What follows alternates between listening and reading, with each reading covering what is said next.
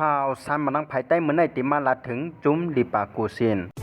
ได้แต่เลยว่าเป็นจุ้มเหยื่อปิกโฟของในจามันปุนตลิกาตีในเมืองจามันนีและปิกวันนั้นก็แต่เลยว่าเป็นปัญญามิวนิตในคานอเตียนดีเลยแทนกอกซูในจามันปุนตลิกานั้นอยู่กูปีในคานอและเมื่อในก็เขาแต่ยุกเอาจุ้มเตียนมาเฮียงหรือสีเปื้อนในปีในเด็กจามันปุนตลิกาตีอยู่ในเมืองจามันนีนั้นมักต่อแต่ใครด้านนี้ผู้ทรงด้วยวาสนามันเอาเขากว่าจ้อมกันในคาอ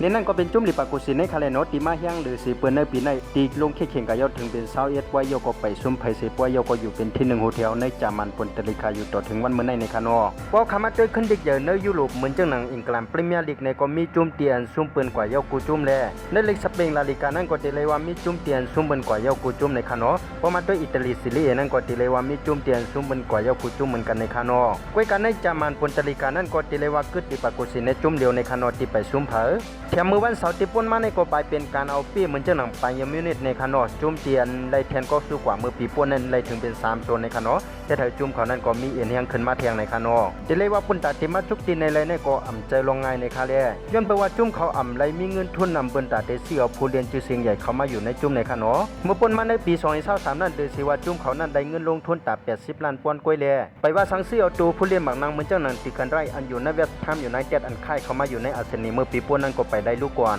ว่าได้ซื้อเอาอันโทนีอันเป็นแถวกลางของแมนเชสเตอร์ยูไนเต็ดอันเขาซื้อเอาในจุ่มอีเจ็ดมาในปีป่นนั้นก็ไปได้ลูกก่อนในคานอกวยกะว่าคนก่อนมายุกเอาลิบาโกซินให้มีน้ำกัดผิดตีนกัดแขนขึ้นมัดว่าเป็นตาหน้าก็ตีเลยว่าอำเลยไล่ใจตีมิจิวาซาปีอาโลนโซในนั่นคาอตีเลยว่าซาปีอาโลนโซในไปยามยิบจุ่มเยอะมาเสียจุ่มในคานอเขาเลยมายิบลิบาโกซินในก็เลยว่าเป็นจุ่มอ่อนตั้งสุดในจัดปานเขาในคานอตีเลยว่าเขาตั้งหูจะมือปานเขาเรียนหมักนังคนมาเอาละลายในคานอย้อนตัวว่าซาปีอาโลนโซในปานเขาเป็นผู้เรียนหมักนังก็เลยเรียนในจุ่มเยอะเหมือนจังหนังจุ่มลิบาปูยก็ไปยามมิวนิเดเรมาเทจากกว่าเจนในคาเล่เช่นเขานั้นเลยลงเรียนแต่มือผู้จัดการจุ่มจะเสียงอย่างเหมือนจังหนังอันเซโลตียก็พัดกว่าเดียวหลาจากกว่าเจนในคาอไว้สิเขาเลยวางเทคนิคโครงสร้างไล่เดียนอันคือเข้มปันจุ่มลิปากูซินเยาตีเลยว่าหันผลน้ำผลตัวมากำเดียวในคานอแถมเข้าไปช่างซึกปื้มปันจุ่มลิปากูซินในว่าเป็นหัวหน้าผู้จัดการจุ่มกวนก่อนตั้งสุดในคานอเตียนยิบลิปากูซินมาเลยถึงเป็น21ปอยเยาก็เปเลยถึงเป็น17ปอยเต้าเป็น10ปอยเยาก็อ่ำซุ่มเผย10ปอยในคานอแถมในจันปังเข่งมังนังยูโรปาลีกนั่นก็จุ่มเขาเลยลงเรียนกัดถึงเป็น6ปอยเยาก็เปียตั้ง6ปอยในคานอเยาก็อยู่เป็นที่1เยาก็เป็นอันอองป้วนเหมือนเจ้าหนังรอบ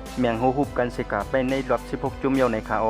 ยก็เขากลายเป็นหัวหน้าผู้จัดการจุ่มก้นก่อนตั้งชุดในนาศึกเปื้อนลิปากูซินเตียนโรงเรียนกว่าเยาตั้งเสียงตั้งหมดเปียเลยถึงเป็น30ป่วยอ่ำซุ่มเผย10ป่วยในคานอเพราะเขาเปียเลยติดต่อกันแทง3ป่วยป่วนในจึงเขาได้ขึ้นเป็นเนื้อนาศึกเปื้อนในจามันปนตริกาเป็นจุ่มอ่อนตั้งชุดเตียนเปียเลยนำโดย10เปื้อนในคานอและจุ่มเก่าเตียนสร้างไว้นั่นก็เป็นเหมือนเจ้าหนังไปยังไม่ในคาเลนอเตียนเปียเปื้อนเลยตั้งเสียงทั้งหมดถึงเป็น32ป่วยสังเกตว่าลิปากูซินได้เอาเปียเลยติดต่อกันแทง3ป่วยในกอติคามนำเหมือนเจ้าหนังจุ่มไปยังไม่ในเสกขึ้นเป็นศึกเปื้อนใหม่ในนาจามันปนตริกาเป็นจุ่มอ่อนตั้งชุดเตียนเปียเลยนำเลย10เปื้อนกว่าในคาเพราะคัดตั้งเสียงทั้งหมดก็มีจังหนังในคานออันนี้ก็มีชื่อว่าลิปากูซินเขาคอนดิกจามันปุนตริกาก็ยำกาเขาคอนในตรงวงการเด่นบางนังเฮ็ดให้เฮาคานั้นมีลองสนใจเลยใครด้วยใครหันขึ้นมานำเทียงในคานอเพราะคัดตั้งเสียงทั้งหมดก็มีจังหนังในคานอสังเกตว่าผู้ทรงด้วยวาสนามะนาวเขาเก็บด้วยทรงด้วยลองข่าวสารมะนาวภายใต้ในก็อย่าลืมในไกลในเช